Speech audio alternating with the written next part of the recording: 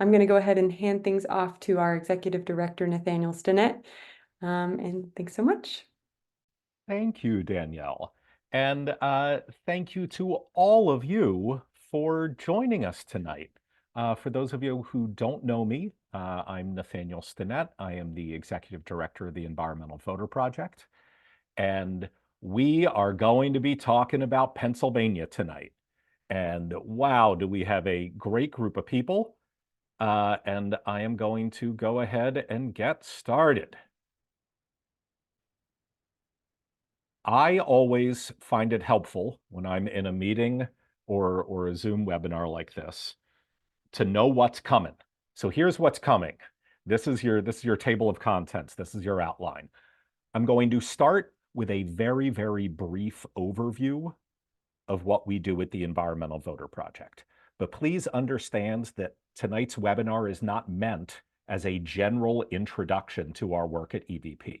A lot of the attendees already know about our work at EVP. If you are interested in learning more about our work at EVP, we will be sharing links with you throughout this session in the chat.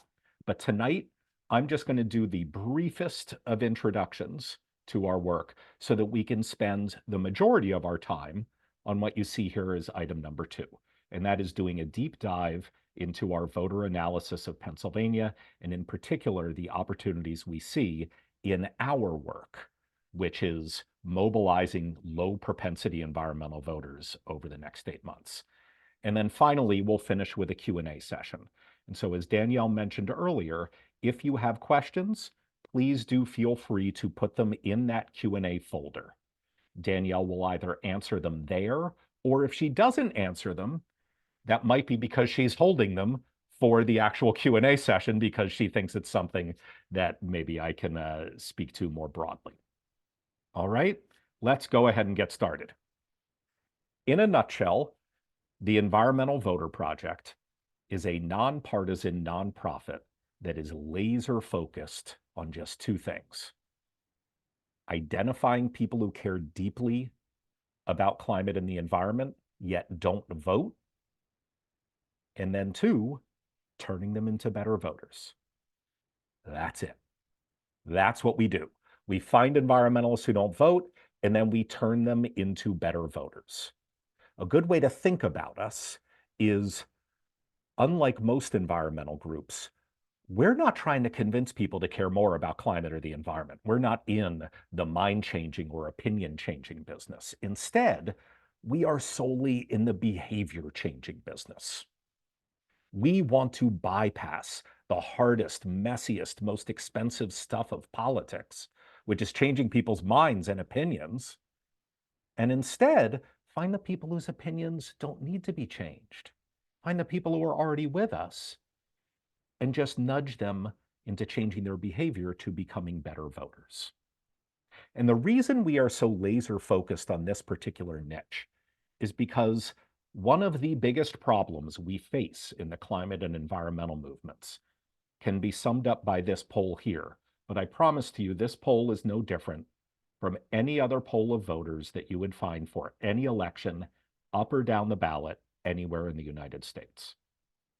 Now, this particular poll happens to be of likely voters in battleground states in the last big federal election, the 2022 midterms. And in that poll, voters were asked what their number 1 most important political priority is. And only 4% of likely voters listed climate and the environment. 4%. I'm sorry,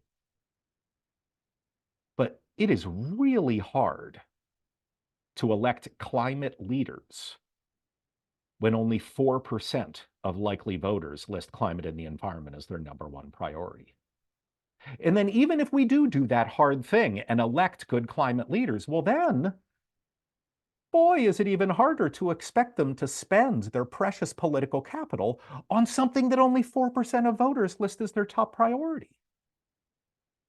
I mean, we all know that just because you win an election doesn't mean you can then snap your fingers and get whatever you want done, right? No, even the best politicians, even the best climate leaders need to pick and choose what to spend their limited political capital on.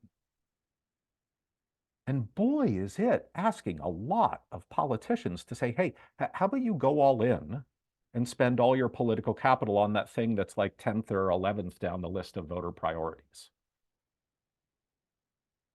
And this is an uncomfortable thing for those of us in the climate and environmental movements, right? I mean, usually we want to like pound our chests and pretend that we're stronger than we are, and these politicians must just be stupid if they're not listening to us. But I'm not sure we're doing ourselves any favors by acting that way, because the simple truth is we don't have enough political power. We don't have nearly enough political power. And any politician who lays down a poll of likely voters anywhere, whether it's a city council race in Boise, Idaho, or president of the United States, knows that. They know that far, far too few voters list climate as a top priority. And this is a problem. It is a problem we must fix. We must fix it in 2024, and we must fix it beyond.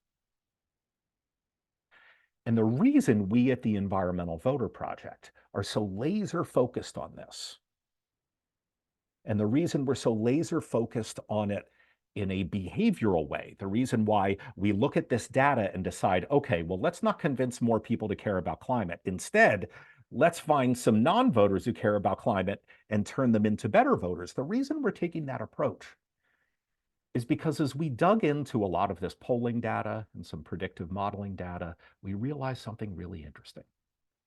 And that was this.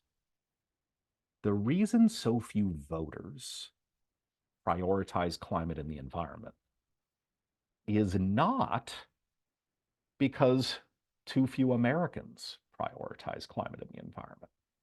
In fact, if you take a step back and broaden your aperture a bit and look at, say, all registered voters or all adults, it turns out that huge, huge numbers of them list climate and environmental issues as their top priority. So why aren't they showing up in polls of likely voters like this? Well, for one pretty good reason. They aren't voting. They aren't voting. It turns out that we in the climate movement have a serious turnout problem. And again, because this is not meant to be an intro to the Environmental Voter Project session, I'm not going to go into an enormous amount of detail. I hope you'll forgive me for that. But it turns out that as many as 8 million already registered to vote super environmentalists skipped the last presidential election. As many as 13 million skipped the last midterms. These are huge, huge numbers of people who are already registered to vote and they're already dyed-in-the-wool super environmentalists. They're just not showing up on election day. And as frustrating as that might be, it is also an enormous opportunity, because we live in a moment in time where it's become almost impossible to change people's minds about anything. And what these people represent are voters who don't need their minds changed. They are already with us. They just need their behavior changed. They need to become better voters. And I won't claim that's easy. Obviously, it's not easy, but it is easier than changing people's opinions. It is easier than getting them to start caring about climate change in the first place. All right, one last slide on sort of defining this problem. Remember that poll that I showed you? 4% of likely voters in battleground states in the last midterm listed climate as their top priority. Well, if you drill down into that poll, there's a lot of other indications of this turnout problem in the climate movement. So one of the questions in the poll was, how important is climate when choosing a candidate? Among likely voters in Nevada, so these are people who have a good voting history of showing up in these midterm elections, 5% said climate was the single most important factor when choosing a candidate. Among unlikely voters in Nevada, people who didn't have a voting history of showing up for midterms, twice as many, 10%. twice as many. We look at Pennsylvania, the state we're going to be focusing on this evening, it's the same story. Among likely voters, only 3% listed climate as a top priority. Among the unlikely ones, over twice as many, 7%. This is this turnout problem that we're trying to address at the Environmental Voter Project. All right, we do it in a 4-step process. And again, forgive me, I'm going to breeze through this, but this is not meant to be an introduction to the Environmental Voter Project webinar today. First step, identification. We work with data scientists to build predictive models that allow us to individually identify particular voters in each state's voter file who have a very high likelihood of listing climate or other environmental issues as their #1 priority. And first, we do it by building these huge polls. We'll poll 10,000 people per state. We'll isolate the ones who list climate as their top issue, and then we'll cross-reference that with a whole lot of other data that we've got. And it's a long iterative process. But at the end of it, what we are able to do is assign a score from 0 to 100 to literally every single individual in a state's voter file, telling us how likely they are to not just care about climate and the environment, but literally list it as their #1 priority. Then what we do is we isolate the people at the very top of that scale. We get rid of the ones who are good voters, and we only start talking to the ones who don't have a history of showing up and voting in elections. And we don't need fancy data scientists for that. That's public record. It's public record what elections you vote in and what elections you don't vote in. All right, now we've got this group of non-voters who cared so deeply about climate and the environment that it's their #1 priority. So we can move on to step 2, mobilization. And what's great now about this group is we can be completely agnostic with our messaging, right? We don't even need to talk about climate change. We just need to figure out what messages work best at getting these non-voters to vote for the first time and then become consistent voters. And so we run hundreds of experiments each year called randomized control trials, helping us isolate which messages work best with which subgroups of these non-voting environmentalists to just do one thing, and that is turn them into better voters. We work with thousands of volunteers to canvass and call and postcard them. We do direct mail and digital ad campaigns, all with behavioral science-informed messaging, and we get extraordinary results that I will show you in a second. Step 3, habit reinforcement. We live behavioral science every day at the Environmental Voter Project. You don't need to, though, in order to intuitively understand that if you're trying to change someone's habits, you can't just talk to them once every 2 years when there's a big, sexy federal election going on. That's not how you change long-term behavior, and it's certainly not how you create good habits. And so we truly work year-round at the Environmental Voter Project. Last year, in 2023, we were active in over 215 different elections. Not because all of them were important for environmental policymaking. I freely admit, actually, probably a majority of them weren't. But they were all crucially important if your goal is to change people's behavior. Because if your goal is to change people's behavior, then every single election is a precious opportunity to turn non-voters into new voters. Because ultimately, step 4 is our goal, changing the electorate.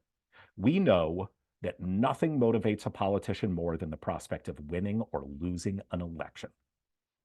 And if you dramatically increase the number of voters who care deeply about climate and the environment, not the number of non-voters, but the number of voters, ultimately politicians will follow. Not out of the goodness of their heart, but because if you want to continue being a politician, you need to go where the votes are. It's the brutal arithmetic of how democracy works. Either you go where the votes are, or you don't get to be a politician anymore. So this is what we do at the Environmental Voter Project. Very briefly, if you want to learn more about our work, you can go to environmentalvoter.org/about. I'm going to quick go through some of our results, and then we'll jump in to Pennsylvania data and then the Q&A. This link will be in the chat for those of you who want to learn more about our work. You can also go to our YouTube page, and there's a good hour-long introduction that goes into a lot of detail on this stuff. All right, we measure our results in two ways. The first are election-specific results. In other words, how much do we increase turnout among these low propensity environmental voters in specific elections? And the way we measure that is through what's called randomized control trials. Very briefly, they work as follows. Let's say we start by identifying 300,000 super environmentalists in Pennsylvania who are unlikely to vote this year. What we do not do is immediately start communicating with all 300,000 of them. Instead, before we talk to a single one of them, we randomly divide them into two groups. One is called a treatment or intervention group. Usually it has about 85% of our targets there. These are the people we talk to. The remaining 15%, we set them aside in what's called a control group, and we never talk to them. All right, let's go back to this intervention group. These are the people who we canvass and call and mail and send digital ads to, all with this behavioral science-informed messaging. Then the election happens. Remember what I said earlier? Whether you vote or not is public record. Your voting history is public record. So a few months after that election, we can then see in public voter files how many of the low propensity environmentalists in our control group voted, and compare that to turnout in our treatment group. And as long as this initial separation process was truly random and the numbers are big enough, what that enables us to do is isolate what our sole impact was on turnout while controlling for all outside variables. If it rained in Pittsburgh and that depressed turnout, well, there's the same percentage of Pittsburgh residents in our control group as in our treatment group, so we controlled for that. If the Biden campaign spends $1 billion mobilizing voters, well, we've controlled for that.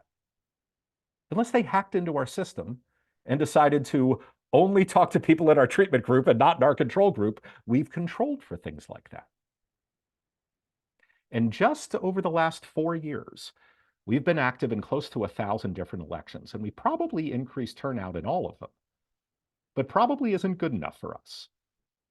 And so what we do is on some of the bigger elections where these numbers are big enough that we can possibly get what's called statistically significant results, results that aren't due to random occurrence. We run these randomized control trials, and we've been able to isolate an enormous number of elections where we, the Environmental Voter Project, were solely responsible for boosting turnout among our targets while controlling for all outside groups and outside variables. In 2020, 2021, 2022, and in 2023. We were solely responsible for increasing turnout by as much as 1.8 percentage points over our control group in statewide general elections, as much as 3.6 percentage points in statewide primaries, and as much as 5.7 percentage points in local elections. These might not seem like big numbers, but ask Donald Trump how big a deal 1.8% is in Pennsylvania, and he'll tell you. That's a big number in this business, a big, big number. We're extraordinarily proud of these results, and many of our volunteers and donors who are on the line right now, you should be proud of these results too, because you made this happen. The second and final part of this brief introduction to EVP, the second way that we measure our impact is over the long term. Since we launched a one city proof of concept now 8 years ago, we have now communicated with 9.5 million unique individual low propensity environmental voters, all of whom by definition were unlikely to vote or we wouldn't be talking to them, right? Well, we tagged each one of them and we follow their voting history. And even when they become super voters and we no longer talk to them, we're still following them because once they fall off the wagon, we want to go get them. Well, as of the last time we made this measurement, which is about 10 months ago, and we're going to do it again shortly, we saw that 1.5 million of those low propensity environmental voters had become such consistent voters that they had voted in their most recent federal election, their most recent state election, and even their most recent local election. They had become such consistent voters that even if you were running for dog catcher or library trustee, you would look at the voter file and you'd say, well, I got to go talk to that person because they're clearly going to show up and vote. And I should probably find out what issues they care about too. This is the metric we are most proud of because this gets at our ultimate goal, which is dramatically increasing the number of environmentalists who vote. Now, I want to be clear. This is different from the previous metric, the randomized control trial.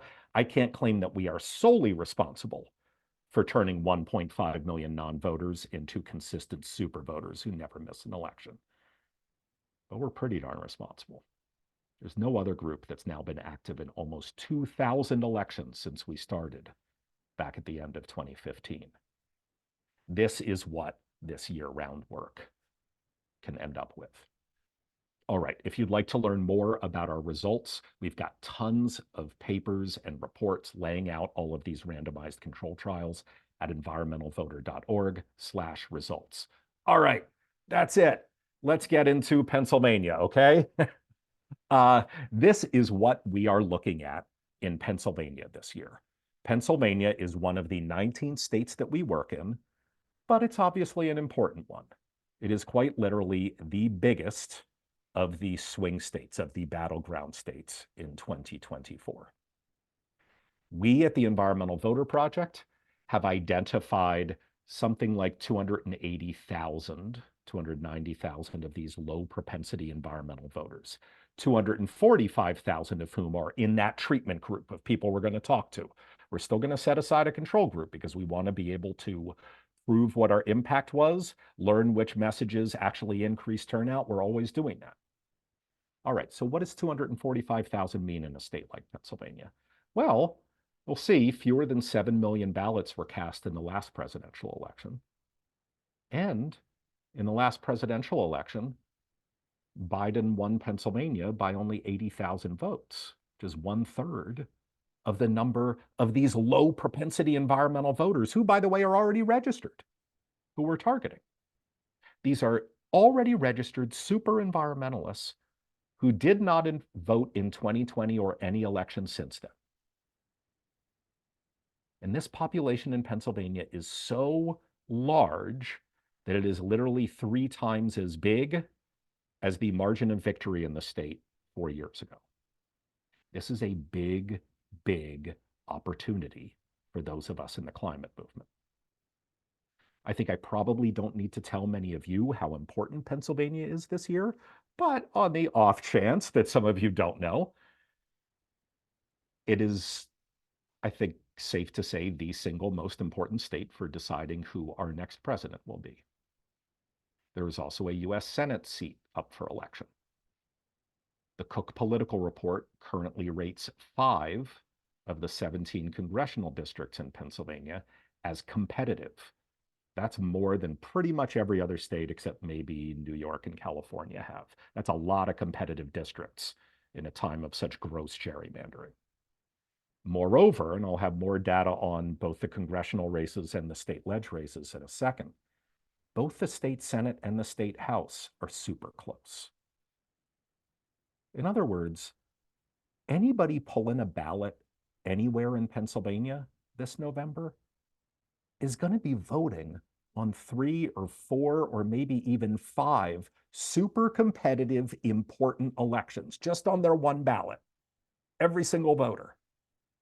It's a big, big deal and a high leverage opportunity for donors and volunteers and activists. Another important thing to understand is, yeah, the presidential primaries are kind of a snooze fest now. I mean, they've always been kind of a snooze fest, but especially now. But Pennsylvania's presidential primary that's coming up on April 23rd also coincides with their state primary.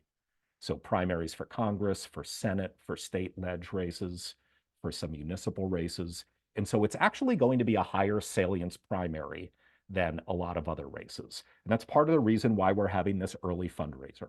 We view April 23rd as a really high leverage opportunity to start communicating with these low propensity environmental voters for these relevant elections that they have. Because if we can get some of them to vote this spring, oh my gosh, they're almost guaranteed to show up again in November. As I alluded to before, with 19 electoral college votes, Pennsylvania is the biggest of the swing states, the biggest. Finally, some demographic information about this target population that we're going after, these already registered super environmentalists who are unlikely to vote this fall unless they have a really informed, smart, robust campaign to mobilize them. Well, if you look at the bottom here, the very, very bottom row here that says reg voters, those are the percentages in these demographic groups of all registered voters in Pennsylvania. So in other words, 7.7% of all registered voters in Pennsylvania are age 18 to 24.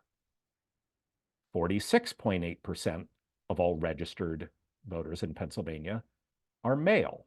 So that's how you read that data.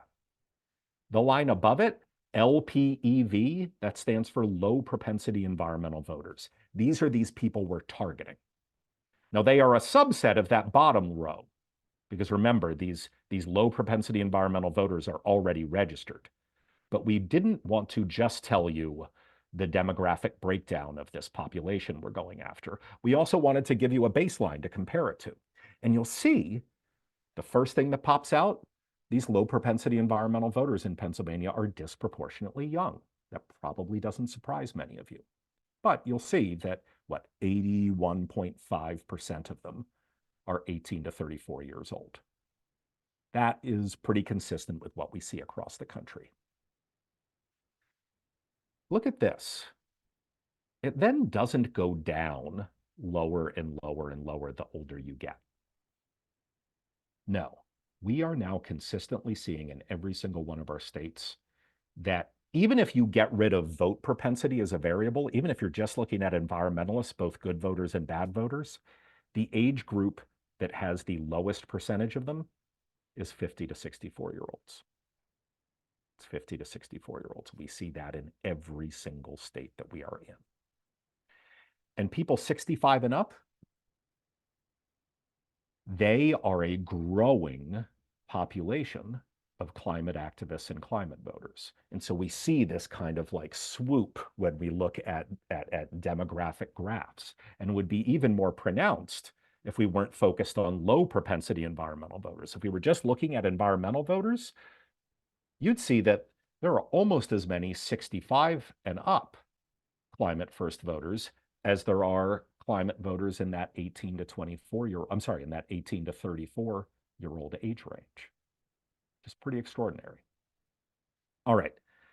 If we look at the sex data, and voter file data is usually based on sex rather than gender, we don't really see anything significant. In some states, we see a huge gender gap where women are much more likely to care deeply about climate and the environment than men. We don't see a strong gender gap in Pennsylvania like we do in some other states. And then finally, when we look at the racial data, you'll see that this population of climate first low propensity voters is more likely to be made up of people of color, in particular, Black voters and AAPI, or Asian American and Pacific Islander voters. Hispanic voters, we don't see that they are trending or more likely to be environmentalists than the underlying baseline. And this too is similar to what we see in a lot of other states. Pennsylvania doesn't have a very large population of Native Americans, and states that do have large populations of Native Americans, they're going through the roof in our target population as well, because they tend to care deeply about climate and the environment. All right, where are these low propensity environmental voters in Pennsylvania? Well, obviously we can't put all 245,000 dots on this map, but this is a heat map that shows you where the concentrations are. And because you don't have 49 other states to compare it to, I can tell you some of the unique things about this is that the distribution of super environmentalists in Pennsylvania is less urban than we see in a lot of other states. I'm not surprised, I'm sure none of you are surprised, that we see a whole lot of these super environmentalists in Philly and the close suburbs, a whole lot of them in Allegheny County around Pittsburgh.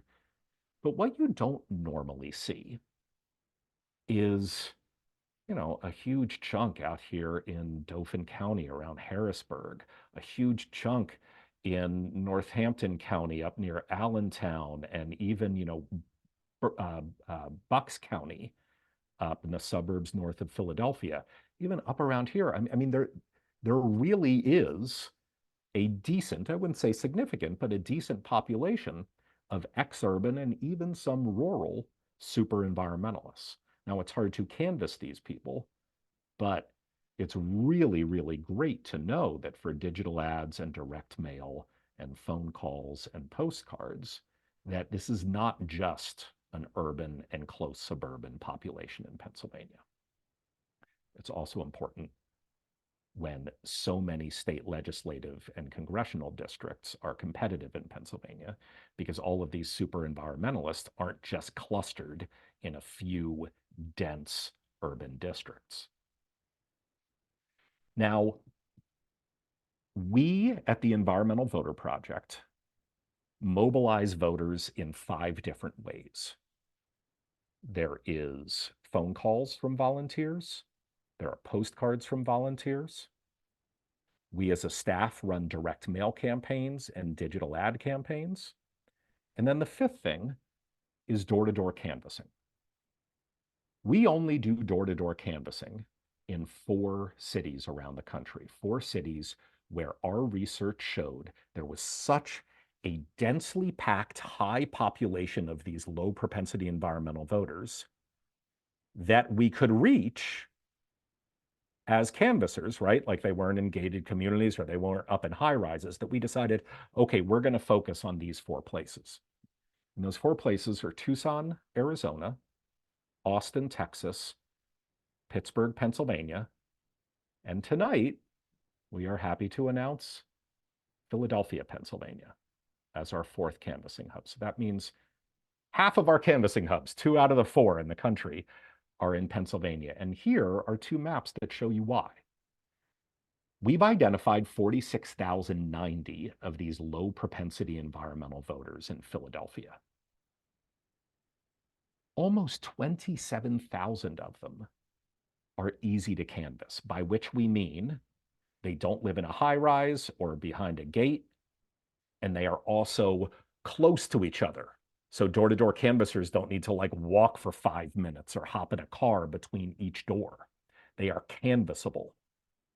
And boy, does that make it easy to deploy what is still the single most effective way to turn a non-voter into a voter, and that is door-to-door canvassers having a conversation with them face-to-face at the door.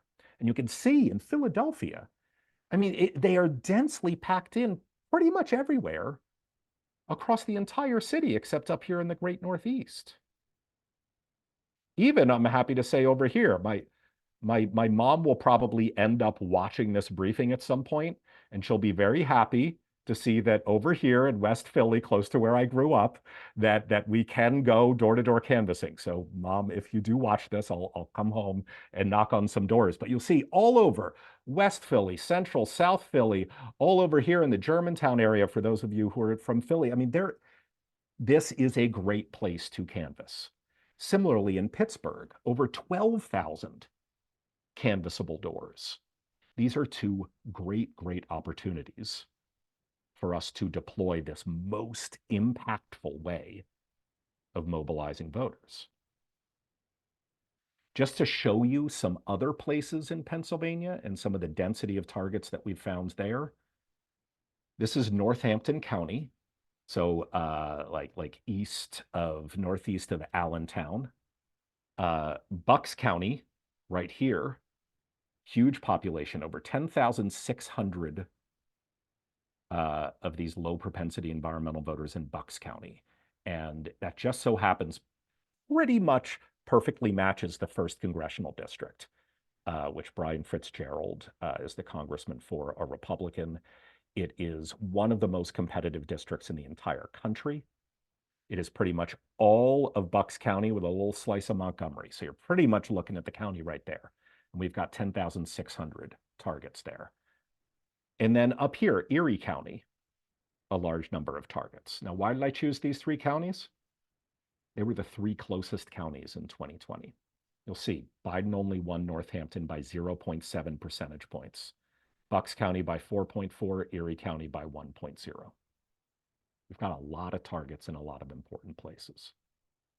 All right, let's take a brief look at the state legislature, a very brief look. I mentioned earlier that both the state House and the state Senate are close in Pennsylvania. Look how close they are. Democrats have 2 more seats in the state House than Republicans do, and then there's a vacancy. Republicans have 6 more seats than Democrats do in the state Senate. These are super, super tight. And then finally, we won't go through all 17 of the congressional districts, but the 5 most competitive races are here. The 1st congressional district that I was alluding to earlier, Brian Fitzpatrick, that has literally 0 partisan lean. So that means if nationwide, 51% of the votes go to Democrats and 49% go to Republicans, this district will probably be 51-49. Very, very close district where we have 12,709 of these low propensity environmental voters that we're targeting. All right, the 7th, right up here, it's actually an R+2 district, so it leans 2 points Republican when compared to the national average in the most recent 4 federal elections. Susan Wild, a Democrat, represents it. It's also going to be super, super tight. We have almost 15,000 targets in the 7th. The 8th, up here, Matt Cartwright. This is probably the hardest district for a Democrat to defend in Pennsylvania this year. It's an R+4 district. We have over 16,000 targets there. The 10th, this is Republican Scott Perry's district around Harrisburg. We've got almost 13,000 targets there. That's an R+5 district. And then over here, the 17th, which is the northwestern suburbs of Pittsburgh, we have over 13,000 targets there. So all of the 5 really competitive congressional districts, the Environmental Voter Project can absolutely make a difference in over the next 8 months. All right, that is what we are looking at in Pennsylvania this year. Now, you are here because you care deeply about the climate crisis. You care deeply about the democracy crisis. Maybe you even care deeply about Pennsylvania, or maybe you don't, and you just happen to know how crucially important it is. Well, this is not just a briefing, this is a fundraiser. And I do not have an ounce of guilt or shame asking you to support this work, because we know who our targets are already. We know from hundreds of randomized control trials over the past 6-7 years that we have the messaging that works to turn these non-voters into new voters. We know that it works. All we need is the money to make it happen. All we need is the money to make it happen. Now, you'll see in a second, we have an $885,000 budget for Pennsylvania this year. Thanks to 2 matching donors, they have put up $40,000 that they will use to match the first $40,000 in donations that we get. And we're very fortunate that before we even began this fundraiser tonight, we had raised $21,000. We had raised a little bit over half of that. Please, there is a donation link in the chat. Please click on it, open it up, give generously. Give till it hurts, and then give some more until it starts to feel good. You're here for a reason. You know that this is a crucially important moment in time. And so please support this work that we are doing. And just so you would have some idea of what this is going to be going towards, we will be canvassing in the Pittsburgh area, not just in Pittsburgh, but around Pittsburgh, from now until November. We will be doing the same in the Philadelphia area from now until November. We will be running robust volunteer phone banks in the lead up to the April primary in Pennsylvania, so in March and April, and then again September through November. We also want to be running robust digital ad campaigns this fall. We're probably going to do a very light direct mail campaign for the primary, and then a really robust direct mail campaign this fall. And just to be clear, this primary is so important. It is so, so important because we won't have to compete with any of the static that's out there. It's like all these targets are just waiting to be spoken to. So this is what that funding is going towards. And so we're going to get to the Q&A, but just before we get to that, please take a moment to click on that donation link that is in the chat. Every donation helps, whether it's $50 or $50,000. And yes, you can donate $50,000. There's no limit on how much you can donate to our work. If you would like to spread it out, you can open that very same link and click the little button that says make it a monthly donation. We love getting monthly donations. We are a year-round voter turnout organization, and so getting funding year-round is really important. And then the final thing before we get to the Q&A is if you are interested in hosting an online event, a Zoom event like this, to introduce the Environmental Voter Project's work to some of your friends, please let us know. You can either email us at info@environmentalvoter.org or at nathaniel@environmentalvoter.org, and we'll send you this information because we would love to introduce this work to your friends and colleagues. All right, thank you. I am so excited to hear what your questions are. We've got a good 15 minutes to get through your questions, and please put them in the Q&A if you haven't already. And Danielle, what do we have? Yes, a lot of great questions tonight. Thank you so much for everyone for being so engaged. The first one we'll start with is if the voter file shows that you have activated a voter, do you thank them or otherwise show that you know that they voted? Great question. So often, yes. Often we do thank them, but not always. Not always. It would be extraordinarily expensive to thank every one of our targets who ended up voting. But the reason we do it sometimes is as follows. Whether you are a likely voter or an unlikely voter depends on the election, right? There might be some of you who are watching this right now who are really likely to vote in, say, a midterm or a presidential. But maybe you're unlikely to vote in like a city council primary, right? Don't worry, I won't tell anybody, but maybe that's the case. And so we can tell this stuff on voter files. And so let's say there is someone that we've been targeting, and we get them to vote in a relatively high turnout election, let's say a midterm election. You're darn right we're going to thank them, because that is like gold. That is gold to a behavioral scientist, because we can do a few things by following up after that election to thank them. The first is we can reinforce their good behavior. The second thing is, as the questioner alluded to, we can, in a kind of subtle or maybe not subtle way, let them know that we know whether they voted or not, that it's public record. And that's very important because even bad voters still buy into the societal norm that voting is a good thing. They want to be thought of as a good voter. And so when you reveal that whether they vote or not is public record, that makes it even more likely that they will continue voting. But there's a third really interesting reason that we want to thank people who are unlikely to vote in local elections who just voted in like a mid-level turnout election. And that's because of a behavioral science concept known as loss aversion. Human beings hate losing things.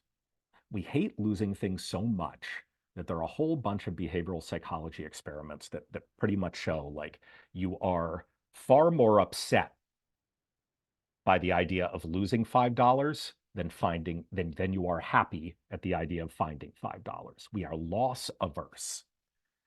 And we at the Environmental Voter Project, I believe, are one of the first, if not the first, voter turnout organization that started experimenting with loss aversion messaging with our turnout messaging. And we did it as follows. What we did was we followed up with people who had just voted in these higher turnout elections, and we thanked them for voting. And then, with this new lower turnout election coming up, what we were able to do is not make that new election seem like a new thing that they had to do for the first time. Instead, we flipped the script and we said, thank you for being a good voter. Thank you for voting in the midterms. Now that you have a good voting record, don't ruin it by missing this upcoming local election. Don't screw it up. We endowed them with a thing of value and made it seem like if they didn't vote in this local election, which by the way, they never voted before in any way, if they missed it, they would be losing something of value. And boy, does that messaging get great results. We started putting it all on all of our volunteer postcards. We did a lot of digital ads and direct mail campaigns around it, and it's one of our most successful messaging lines. So great question. Great. So next question comes from Dan. What is the success rate of our interventions? For example, what % of low propensity environmental voters vote in the next big election? Great question. And unfortunately, there are so many variables that there's not just one answer. So first, let me just say, simply because we are targeting someone, Dan, and then they vote, that does not mean that we view that as our success. If our randomized control trial showed that just as many people voted in our treatment group as in our control group, we didn't impact turnout. And I know a lot of other organizations do very good work, and they just, kind of assume that they should get the accolades for every one of the people they spoke to who ended up voting, but that's not how we work. We only pat ourselves on the back when we can prove with a statistically significant randomized control trial that we were solely responsible for pulling someone off the sidelines and getting them to vote. In other words, that person would not have been there if it weren't for us doing our mobilizations. So that's the answer part of your question. Another part of your question, I believe, Dan, was what is our success rate after the fact? Well, here, it's difficult to measure because if we get someone to vote for the first time in a midterm, that doesn't mean that they weren't still an unlikely voter in local elections. So we would still want to have an intervention and mobilize them for local elections. But I can say that by and large, and this goes for us, but also other organizations, if you get someone to vote for the first time, depending on what the next election is, they are anywhere from 20 to 30% more likely to vote in that next election, even if you never talk to them. Which again, gets back to why it's so important to be active in every single election. Every single election. And so that's why, we don't even ignore library trustee races. Every election is a precious opportunity to turn non-voters into new voters. Great question. Yes. Okay. So next question comes from actually an anonymous attendee. Is the $40,000 donation match only through tonight, or could I donate in the morning and have it matched then? I need to report back to the donors sometime tomorrow. So you can donate tomorrow morning, but I can't guarantee that we won't have already reached that $40,000 number by then. If we have already reached it by then it won't be matched. We would still love to get it from you, but I want to be honest about this. It will be beyond that match. But except for that one variable, no, tomorrow morning is not too late. Thank you. Thank you for asking. All right. Another one, can you explain in more detail why it's important to begin communicating with these voters in Pennsylvania during the April primary? Yes, yes, great question. So for a few reasons. One, remember what I just said in response to Dan's question. You get someone to vote for the first time, and then even if you never talk to them again, they are significantly more likely to show up. We often don't think of voting as being a potentially habitual behavior, but it is. Just like eating healthy or exercising or a whole bunch of other behaviors, voting can become habitual. And so that's one reason why there are a few communicating with these 230, 240,000 super environmentalists during their state primary is so important. The second reason is our conversion costs, so the cost of turning a non-voter into a voter, are going to be so much lower, so much cheaper in April than they will be this fall, when there are literally billions with a B being spent communicating with voters. Now, the people we're communicating with are going to have less spent on them because they're such low propensity voters, but there will be a lot more static out there. So it is just more efficient. It is easier to go from 0 to 1. It's easier to turn a non-voter into a new voter in April than it is this fall. But then the third thing, and forgive me that I just always end up nerding out about voter files when I talk about anything for an hour. But I want to bring you back to something I've said a few times this evening, and that is whether you vote or not is public record. And so few people understand the importance of that to modern American politics. Because if we at the Environmental Voter Project are able to get one of these super environmentalists to vote for the first time this April in the Pennsylvania state primary, it only then takes 2 or 3 months for the record of that vote to then show up on public voter files. And then it's like there's a bright red beacon next to their name saying, hey, look at me. I just voted in this low turnout primary. And you better believe that everybody in Pennsylvania who's running for state house or state senate or Congress or US Senate or president of the United States immediately sees that. And they say, holy moly, that crappy voter actually just voted for the first time in the primary. We got to go get them. We got to send a canvasser to their door to make sure they know who to vote for. Oh, we should also poll them to figure out what issues they care about. It's like we have pushed someone into the pipeline of voters who politicians actually care about. And so that, more than anything, is why it's so important to communicate with these voters early on. If we can turn them into a first-class citizen, someone who is actually on the radar of these political campaigns before the fall, oh my gosh, it makes them almost guaranteed to show up again to vote, but also it makes it cheaper for all those other campaigns and other groups to confirm that they are voting this fall.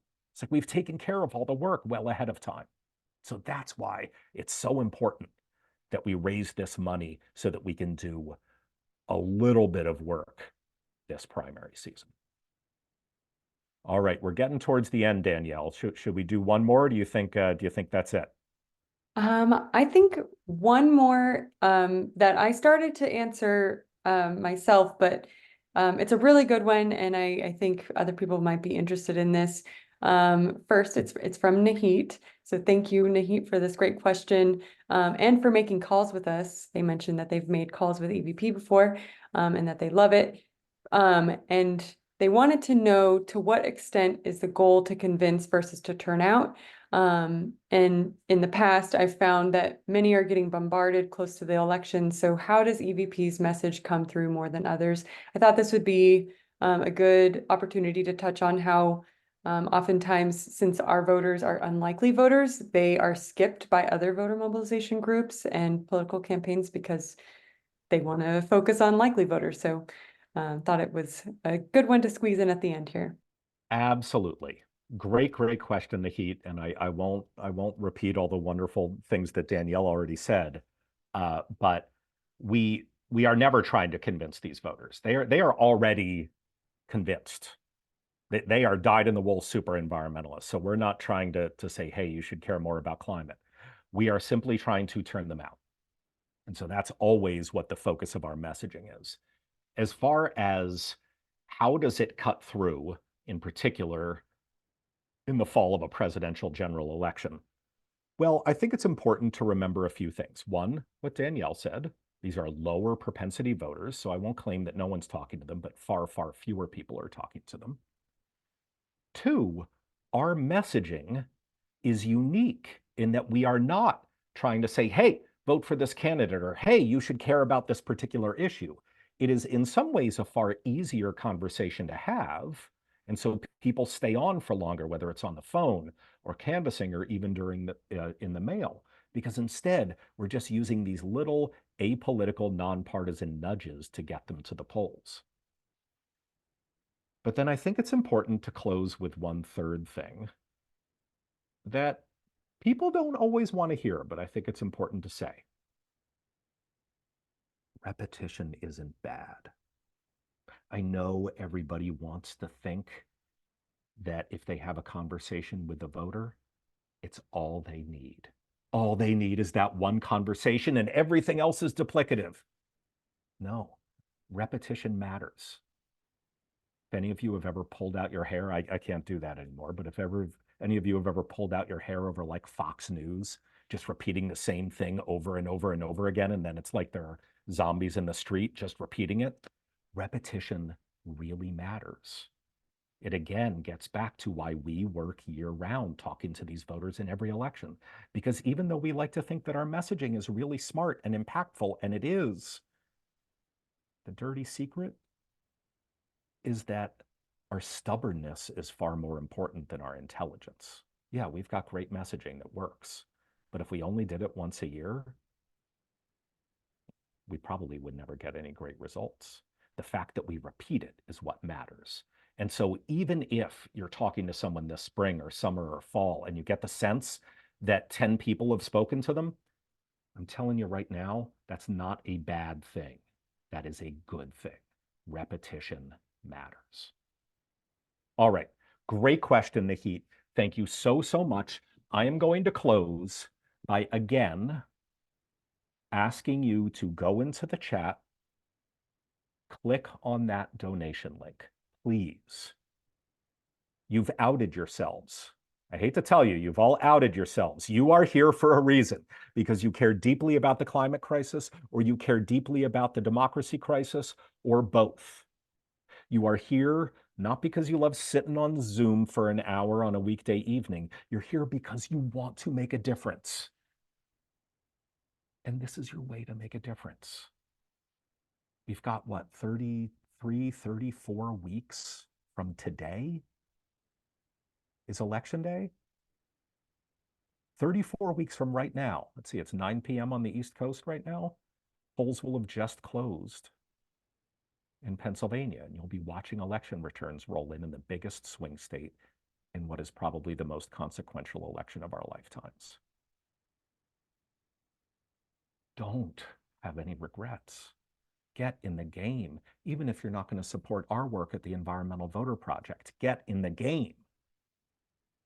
But if you are inclined to support our work, please do it now so you can get your donation matched and we can put it towards talking to these 240,000 low propensity super environmentalists now. Because if we can talk to them now, it's so much easier to get them to vote in November, and we can all have an extraordinary impact. So please click on that link, hold it open, and I thank you so much for supporting our work. Thank you, Danielle. Thank you to all of you who attended tonight. Have a good night.